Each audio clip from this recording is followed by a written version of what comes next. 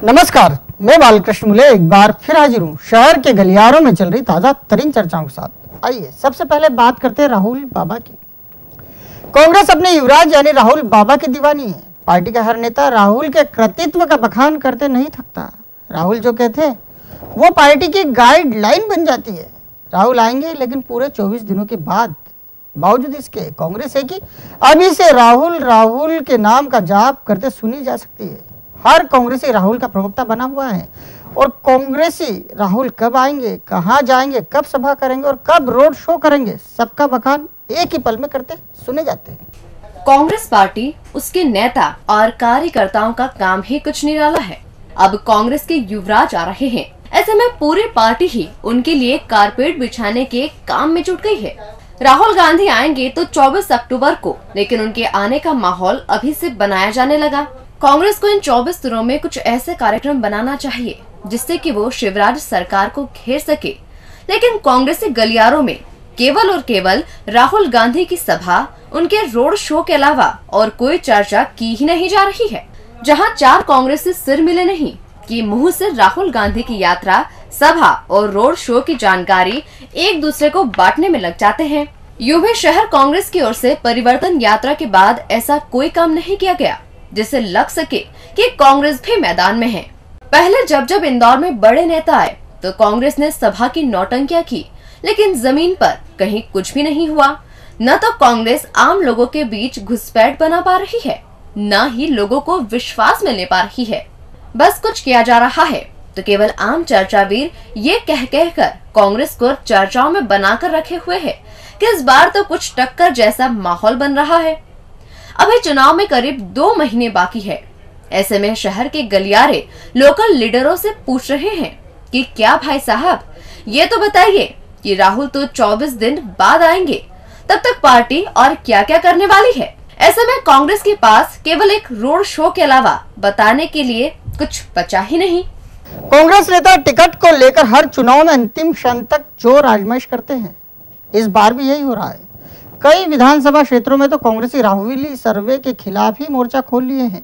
ये देख आम मतदाता हैरान है, कह रहे हैं जब राहुल गांधी ने सर्वे किया है तो उसमें हमारी भी राय शामिल है। फिर कांग्रेसी दावेदार कैसे विरोध दर्ज करवा सकते हैं, समझ ही नहीं आ रहा है। जैसे जैसे टिकट बंटवारे का समय नजदीक आ रहा है, वैसे वैसे चुनावी दूल्हों को घोड़ी चढ़ने का शौक कुछ ज्यादा ही सता रहा है। कांग्रेस के आला नेता बार बार एक ही बात कर रहे हैं कि टिकट वितरण में केवल और केवल राहुल गांधी का सर्वे ही काम आएगा। इसीलिए जहां टिकट की बात आई नहीं कि हर नेता अपने कदम पीछे खींच लेता है, लेकिन कुछ दावेदारों की खोपड़ी में इतनी सी बात भी नहीं बैठ रही है। मामला स्क्रीनिंग कमेटी से अब कुछ आगे बताया जा रहा है। टिकट बंटवारे का काम अब अंतिम दौर में है और टिकट के दावेदार हैं कि मुंह धो धो कर दावेदारी जताए ही जा रहे हैं। इंदौर जिले की 9 में से ज्यादातर सीटों पर कांग्रेसी दावेदारों ने अपनी ही पार्टी को परेशान कर रखा है। 1 नंबर क्षेत्र में कमलेश खंडेलवाल के नाम का विरोध सारे कांग्रेसी कर रहे हैं, जबकि कमलेश का नाम पार्टी के सर्वे में सबसे ऊपर बताया जा रहा है। 2 नंबर में चिंटू चौकसे ने काम शुरू कर दिया है, लेकिन दूसरे दावेदार मोहन सेंगर हर हाल में अपना दम दिखाने का मन बनाए जमकर दौड़ धूप कर रहे हैं। 3 नंबर में विधायक अश्विन जोशी को कांग्रेसी अनवर कादरी ही परेशान कर रहे हैं। 4 नंबर में सुरेश मिंडा राहुल के सर्वे में आगे बताए गए हैं, लेकिन बाकी दावेदार मिंडा का विरोध कर रहे हैं। यहाँ सुरजीत चड्ढा का नाम आगे बढ़ाया जा रहा है। 5 नंबर के कांग्रेसी सर्वे में पंकज संघवी जीते हुए बताए जा रहे हैं, लेकिन इसके विपरीत क्षेत्रीय दावेदार रघु परमार, शेख अलीम, विपिन खुजनेरी जैसे नेता सर्वे को ठेंगा बताते हुए दमदारी में जुटे हुए हैं। कमोबेश यही हालात ग्रामीण क्षेत्र के गलियारों के विधानसभा क्षेत्रों के भी हैं। टिकट राहुल बाबा को फाइनल करना है और ये सारे के सारे इंदौरी भिया हैं कि मानने को तैयार ही नहीं। अब इस कांग्रेसी घमासान को देखकर शहर के गलियारों में डटे चर्चावीर एक ही बात कह रहे हैं, अब की बार टिकट तो हमारी राय के मुताबिक ही होगा, फिर चाहे कोई होटल सुंदर में लंच दे दे या फिर खजाना गणेश मंदिर पर मोदक का भोग लगाने के नाम पर पार्टी कर लें। राजनीति में नेता कितना मजबूर होता है। नेता जिसे अपना आदर्शमान पहले पैर छूता है, फिर समय आते ही उसी के खिलाफ धरना भी दे बैठता है। हम बात कर रहे हैं विधानसभा क्षेत्र क्रमांक 2 के गलियारों की, जहां इन दिनों राजनीति का माहौल कुछ अलग ही कहानी बयां कर रहा है। इलाके के गलियारों से 2 नंबरी दावेदार यानी कांग्रेसी चिंटू चोकसे और दादा दयालु अर्थात रमेश मेंदोला के गठजोड़ के किस्से बाहर आ रहे हैं। पुरानी बातों को फिर हवा दी जा रही है और खास बात तो यह है कि इस काम में वो भी सक्रिय हो गए हैं जिन्हें चिंटू चोकसे विरोधी कहा जाता है। वैसे तो राजनीति के मंच को भी किसी थिएटर से कम नहीं आंका जाता और अब तो चुनाव है, फिर ऐसे में मंच शब्द आया नहीं कि मान लो उस पर अभिनय होना तो तय ही है। हर क्षेत्र में आवाम को अपनी ओर आकर्षित करने के लिए ड्रामा किया जा रहा है। ऐसे में राजनीतिक क्षेत्र में भी काम करने वाले नेता समय समय पर अभिनय करते दिखाई दे ही जाते हैं। हाल ही में 2 नंबरी दावेदार बनकर उभरे कांग्रेस पार्षद चिंटू चोकसे ने MR10 चौराहे पर हाई वोल्टेज ड्रामा करने की कोशिश की। इलाके के गलियारे कह रहे हैं कि उन्होंने पूरा धरना ही 2 नंबरी स्टाइल में किया। उन्हें मीडिया पर भरोसा नहीं था, इसीलिए 3 दिन पहले से जमकर SMS चलवाए। फिर बड़े नेताओं को धरना याद रहे, इसीलिए जेब ढीली कर सभी के फोटो अखबार में छपवा दिए। धरना तो हो गया, लेकिन अब इसकी बात छोड़कर 2 नंबर के गलियारों में उन्हें लेकर अलग ही तरह की चर्चाएं छिड़ गई हैं। वो भले ही कांग्रेसी कर्म में विश्वास रखते हैं, लेकिन उन्हें दादा दयालु से अलग कोई नहीं बता रहा है। कांग्रेसी कैंप से आ रही खबरें ही बता रही हैं कि चिंटू तो उसी दादा की दया की उपज हैं, जिन्हें दयालु दयालु बोलकर सारे 2 नंबरी भाजपाई होठ सुखाते फिरते हैं। चौकसी का धरना तो हो गया, लेकिन इस धरने ने चिंटू की बीजेपी विधायक को दी गई धोख की याद सभी को ताजा करा दी। अब ऐसे में एक ही चर्चा बाजार में की जा रही है कि जो कांग्रेसी पहले से दादा को धोख देता आया हो, वो अब भला उनसे टक्कर कैसे ले सकता है। 16 दिवसीय श्राद्ध पक्ष के दौरान कोई बड़ा और शुभ काम नहीं किया जाता, ये यूं भी हिंदू धारणा है। अब ये शायद भारतीय परंपरा भी बन चुका है।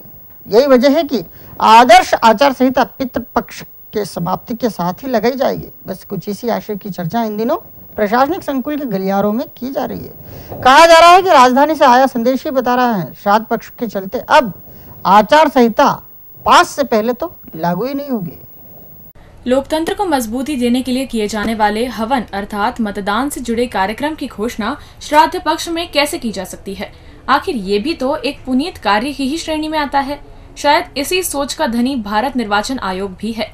प्रदेश में चुनाव है और हर मतदाता आदर्श आचार संहिता, उससे जुड़ी तारीख और चुनाव कार्यक्रम की चर्चा कर रहा है। आम लोग रह रह कर बस एक ही बात एक दूसरे से करते सुने जा रहे हैं कि कब हो रहे हैं चुनाव और कब लग रही है आचार संहिता। आचार संहिता लगने की चिंता पता नहीं क्यों हर आम और खास के माथे पर देखी जा रही है। अब ऐसे में सभी चिंता वीरों के लिए प्रशासनिक संकुल के गलियारों तक निर्वाचन आयोग के गलियारों से एक सुरसुरी पहुंची है। कहा जा रहा है कि आचार संहिता श्राद्ध पक्ष खत्म होने के बाद ही लगेगी। अब जैसे ही एक अफसर की जुबानी ये बात शब्दशः अन्य अफसरों के कानों तक पहुंचे, तभी से ये चर्चा सिर उठा रही है कि क्या श्राद्ध पक्ष इतना बुरा होता है जिसके कारण आदर्श आचार संहिता लागू करने की तारीख ही करीब 1 पखवाड़ा आगे बढ़ गई। वैसे हिंदू रीति रिवाजों में विश्वास करने वाले इसे आयोग की दूरदृष्टि का परिचायक मान रहे हैं और कह रहे हैं कि यदि ऐसा है तो इसमें बुराई भी क्या है। श्राद्ध पक्ष की बात ही सही, लेकिन एक बड़े निर्णय की घोषणा अच्छे शुभ दिन तो हो जाएगी। और अंत में बात करते हैं थर्ड आई की। नवरात्रि की तैयारियां पूरे शहर में की जा रही है, लेकिन सबसे ज्यादा जोर उस तीसरी आग पर दिया जा रहा है जिसकी कैद में पूरा आयोजन होगा। खाके जहां अपने स्तर पर ढेर सारी तैयारियां कर रही है, वहीं उसने आयोजकों को भी तीसरी आग के उपयोग का फरमान सुना दिया है। इसी के बाद जिधर देखो उधर ही तीसरी आग लगवाने की होड़ सी मची हुई है। देवी आराधना का पर्व नवरात्र आते ही छेड़छाड़ की घटनाएं आम हो जाती हैं। इससे बचने के लिए साल दर साल कुछ ऐसी तैयारियां की जाने लगी हैं जो आम लोगों के बीच भी चर्चा का विषय बनती है। ऐसी ही एक चर्चा इन दिनों तीसरी आंख को लेकर पांडाल दर पांडाल कहीं सुनी जा रही है। बड़े आयोजक तो पूरे आयोजन को ही तीसरी आंख में कैद करने का प्लान तैयार कर चुके हैं। वहीं अब छोटे छोटे आयोजक भी इस कोशिश में जुट चुके हैं। तीसरी आंख को लेकर एक ही तर्क दिया जा रहा है कि तीसरी आंख ही वो हथियार है जो मंचलों पर सीधी नजर रख सकती है। तीसरी आंख के माध्यम से सुरक्षा एजेंसियां तो पूरे आयोजन पर नजर रख सकती हैं, साथ ही किसी भी तरह की अप्रिय स्थिति बनने पर वो सीधे ही आयोजन स्थल पर उस भाग में बैठे किसी भी संदिग्ध पर आसानी से पहुंच सकती है। वैसे आयोजन समितियां इस बात पर भी जोर देने की चर्चा कर रही हैं कि तीसरी आंख की मदद तो ली ही जाए, साथ ही जगह जगह इसके पीछे एक तर्क दिया जा रहा है कि आयोजन स्थल पर ये नोटिस भी चस्पा कर दिए जाए कि आप तीसरी आंख की नजर में हैं। ये सारे प्रयास किसी भी तरह की अप्रिय स्थिति से निपटने के लिए हैं। वैसे खाकी ने भी एक प्लान पर काम करना शुरू कर दिया है। वो खुद इस बार आधी रात तक गरबा पांडालों के आसपास पैनी निगाह रखेगी। इसके लिए उसने अलग से एक दस्ता तैयार किया है, जिसका एक ही काम होगा और वो होगा केवल छेड़छाड़ को रोकना। मंजिलों पर शिकंजा कसने के लिए पुलिस सड़कों के किनारे छुपे कैमरे लगाने जा रही है। मतलब इस बार नवरात्रि पूरी तरह से तीसरी आग की नजर में रहने वाली है, जिसकी तैयारियां हर स्तर पर की जा रही हैं। जय माता दी। डीजी न्यूज के खास कार्यक्रम गलियारों से को आप यूट्यूब पर भी देख सकते हैं। गलियारों से के आज के अंक में फिलहाल इतना ही। ताजा खबरों के लिए आप देखते रहिए डीजी न्यूज।